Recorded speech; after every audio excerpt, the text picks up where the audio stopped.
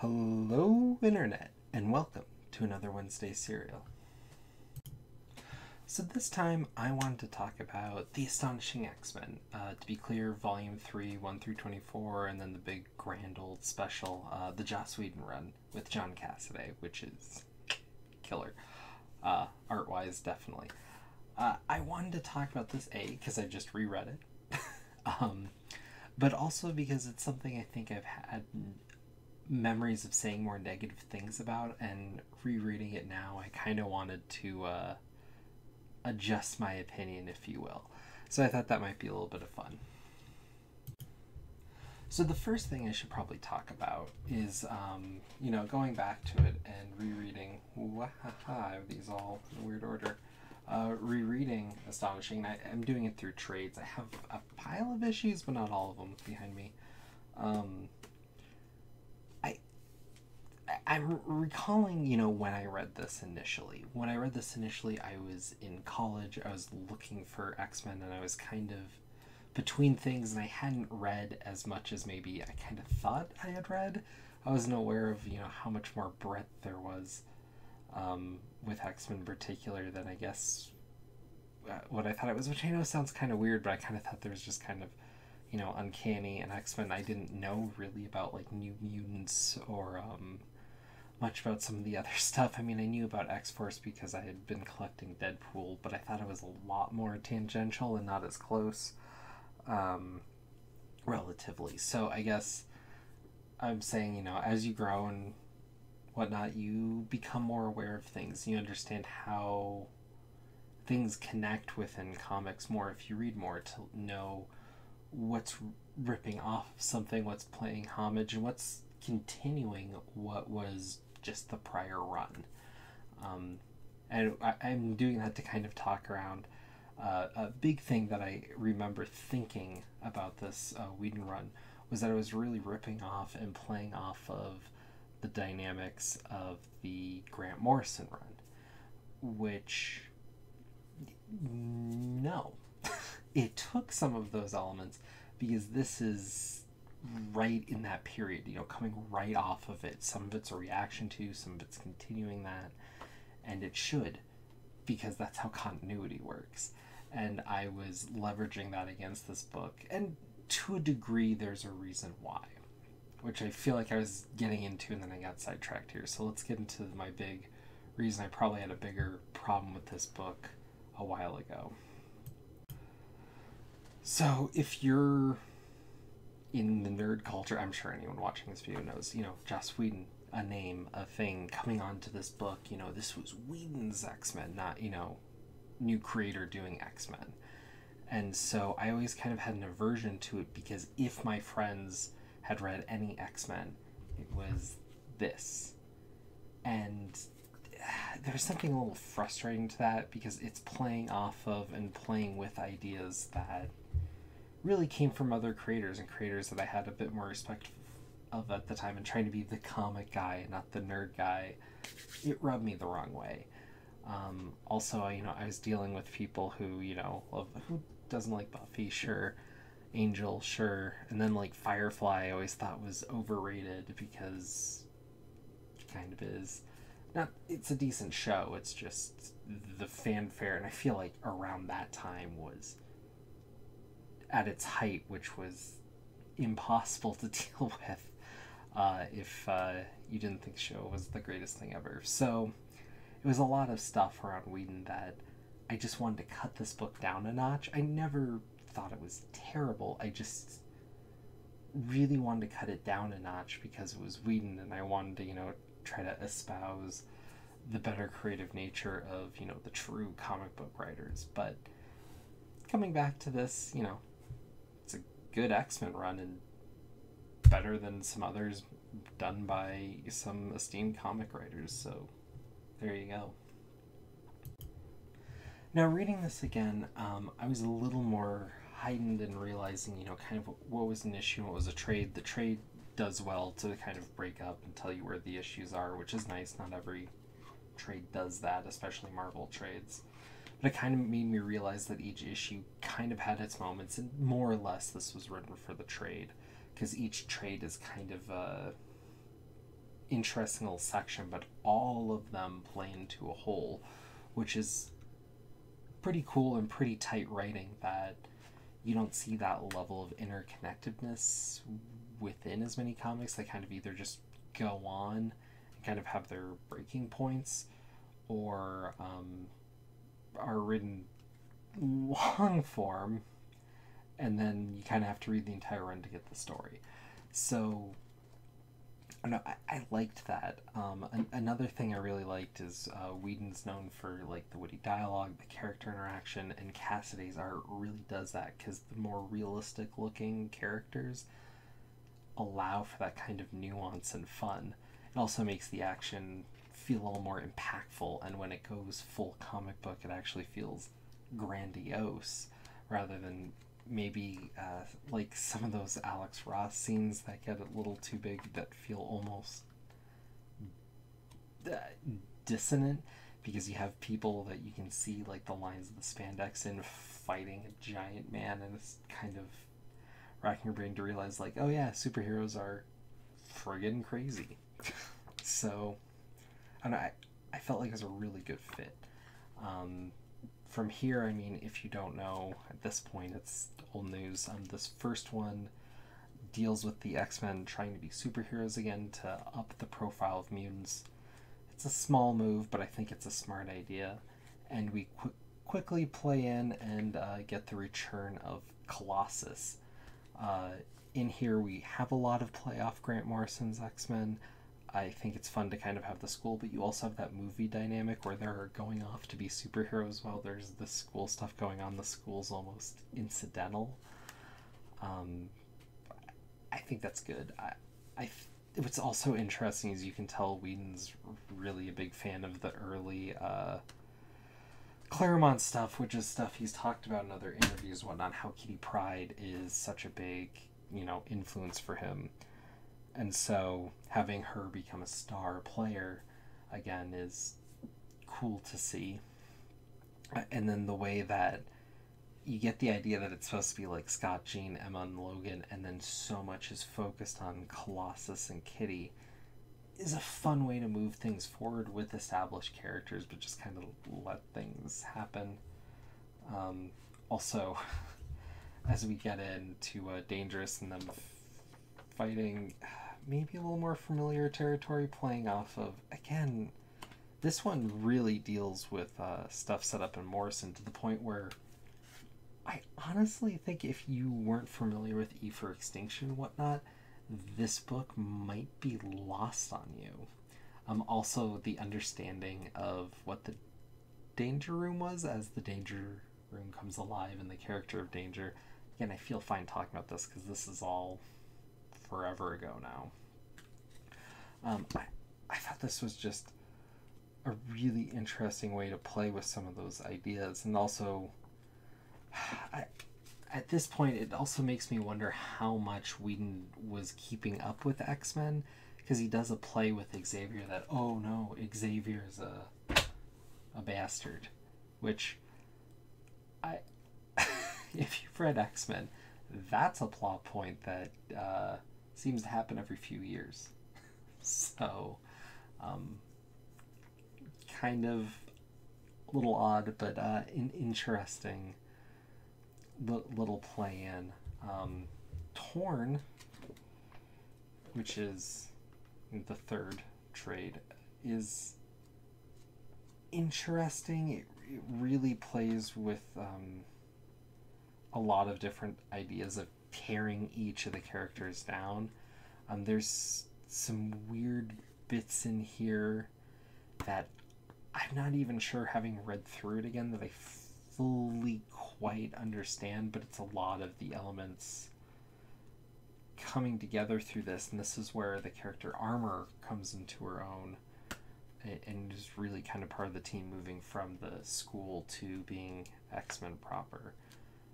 And we get this play with the old Emma and the new Emma, which is interesting, and I think this trade may be the low point of Whedon's run, just because it's trying to do so much with the characters, but it gets so kind of caught up in its plot revolutions that it doesn't really make any sense. And so, and it's all just kind of building to the next trade. Also, in here is a big thing with Lockheed about how he's a member of SWORD, which is the Intergalactic Shield. So, with Agent Brand, the green hair lady, and all that. And that's just weird, making Lockheed supposed to be this super competent character and not Kitty's pet. That actually, I think, is something that's more or less been rejected by continuity moving forward. And it's kind of cool to instead, it's kind of cool to come back to this now and kind of see how much Whedon made an impact keeping X-Men moving after Morrison really disrupted in a way that wasn't really rivaled up until the Hoxpox era. And seeing how Whedon actually kind of maneuvered some things to bring back some of the flavor of the old to let things move forward. And then see the few little instances in his books that didn't get carried at all. And another thing that I thought was interesting is, I mean, for a while, I mean, this was the flagship book. I mean, they just started the Astonishing X-Men. This was supposed to be, if you were buying one X-Men book, this is it. Not Uncanny, not X-Men proper, Astonishing. And then the minute Whedon drops the book, it goes to being kind of the third tier book. Even though it has some big talent on it, just never really carried through. And then we get to the final trade, which, if you were picking this up in issues, I think is another point of frustration. There's some known comic runs, and it tends to happen when they bring on celebrity creators. It's happening right now with the Spider-Man book by the Abrams family that's dead in the water. And Kevin Smith was doing that Evil That Men Do Spider-Man book. That hit the skids for a while. It happened when Kevin Smith was doing a Batman book.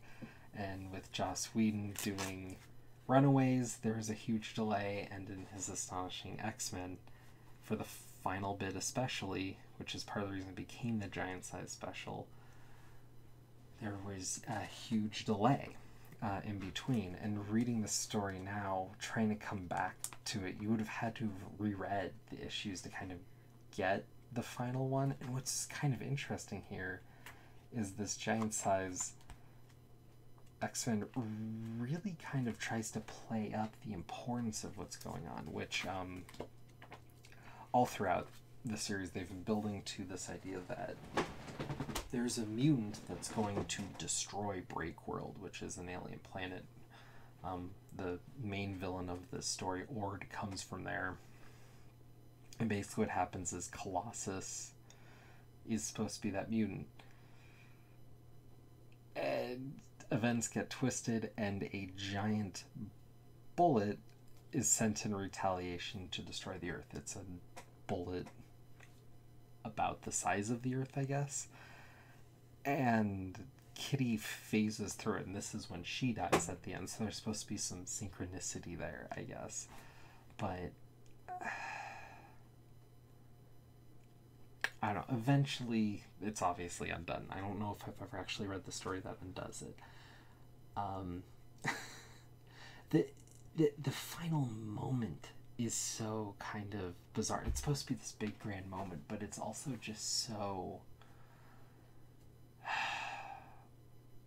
I don't know. It's just so goofy. It's hard to take as like a serious death. Like it's this giant planet-sized bullet, and Kitty just phases it out, and then she's just gone. Oh well.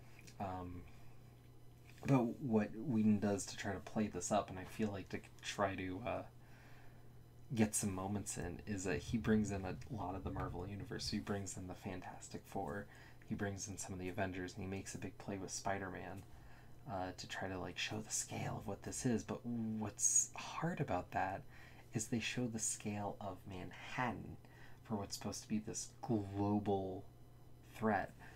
And what's really telling is like when Dark Phoenix was coming, it was supposed to be this global threat, an intergalactic threat. In a few pages, Claremont was able to establish that size so much more effectively, even using characters that were primarily in Manhattan because it's the Marvel Universe. he just was able to more adeptly move that. And seeing Whedon take pages upon pages to try to build this feels more like, oh, here's my chance to write a few pages with Spider-Man, which, don't get me wrong, I can appreciate, I get. It's funny to kind of see it and see, like, maybe Whedon was kind of checked out or just trying to get this thing out at this point. I don't know. It's hard to read this and not remember kind of that just delay. Because, I mean, even me buying these trades back in the day, I got the first 3 trades within months of each other. Just kind of reading one, picking up the next one when I was ready. And I was able to just kind of get them as I wanted them. And I think I had to technically wait for the 3rd one, but it was, right around the corner. And then I was waiting for that 4th one. I kind of looked for it and then looked for it again, decided to actually look up information. Then, oh, it's not out yet because the final issue isn't out yet, but it's supposed to be out. And then months after that, it'll be out. So I basically waited another year and then remembered about it and picked it up. So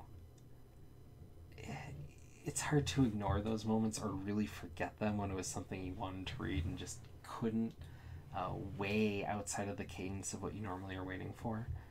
I think that's always kind of stuck with me. So that's a big factor of this book.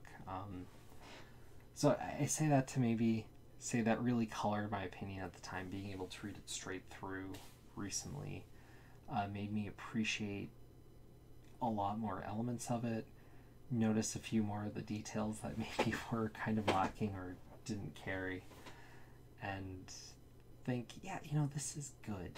But it does hit a big thing that I realized about X-Men in general. That big thing is that X-Men continuity is crazy. I talked to someone who was actually reading these books just because she's a big Joss Whedon fan. And she's like, I didn't like him so much because I felt like because I hadn't read all the X-Men, I didn't really know what was going on. And I didn't really want to get into it, but that makes sense. I mean, in order to really access this story, there are a lot of moments pulled from the Dark Phoenix saga in particular, but also just generally Colossus and Kitty, and then the love triangle with Wolverine and Cyclops and Jean is put in there. In fact, the only time you really see Jean throughout these books is as flashes as the Phoenix, and if you don't know the significance of that, it's not going to make sense. And it's Phoenix, Dark Phoenix, and then Jean as herself, so it's like this whole weird idea. And coupled with that is at least, if not most of the Grant Morrison run, the E for Extinction story, which they bring up the extinction of Genosha, how the Holocaust affected a number of the characters. Also, the Giant Sentinel plays a bit. And there's a few other... and Cassandra Nova as a character. You kind of have to be familiar with her to understand the significance of what she is and some of the lines and dialogue that happen, especially because through here she becomes part of the Hellfire Club, and how Emma dealt with her previously is really called into question. It twisted in such a way that I honestly kind of lost the thread. What else is heavily referenced in here? You have to know about the Danger Room Shi'ar, which goes back to more of the Claremont stuff I was talking about before that becomes major. You would also need to know about the Legacy virus story and Colossus sacrificing himself for a lot of that to make sense. Not just for what happens with Colossus and him coming back, but also some of the significance of why he's so angry at points. A couple of smaller side characters from there, and Beast's contribution to that story actually plays almost a bigger role than Colossus's, which is kind of crazy. And so all that comes through, and by the time you're done with all that, it feels like you should know armor before coming into the story, and there's no reason you really should. But she's a major character here. Oh, and Negasonic Teenage Warhead, who's, in that Deadpool movie, is here, but it's a different character, essentially. Um, just kind of the crazy moves through. So, yeah, I enjoyed this, but in enjoying it, I realized that it was kind of funny that I thought Whedon was trying to do so much of his own thing. When I pulled back, I realized like he's playing within the universe, and if you don't know your X-Men, you're not really going to be able to access this at all. In a way that's kind of funny, because having gone through a lot more Spider-Man stories, realizing generally the beats you need to know with Spider-Man are your intro, which who doesn't know the Spider-Man origin at this point? Death of Gwen Stacy's a touch point you're going to hit on a few times, and then kind of stories of the moment. Like, you probably need to read some comics recently, but they'll catch you up pretty quick and you move on. But it's amazing how much you don't really need to know if it's not in the soap drama of the day. But with X-Men, it feels like there's this kind of ever-building chunk that's going to be accessed at any point. And if you aren't familiar with that, you can easily kind of get lost or just need to learn to roll with the punches. So, yeah,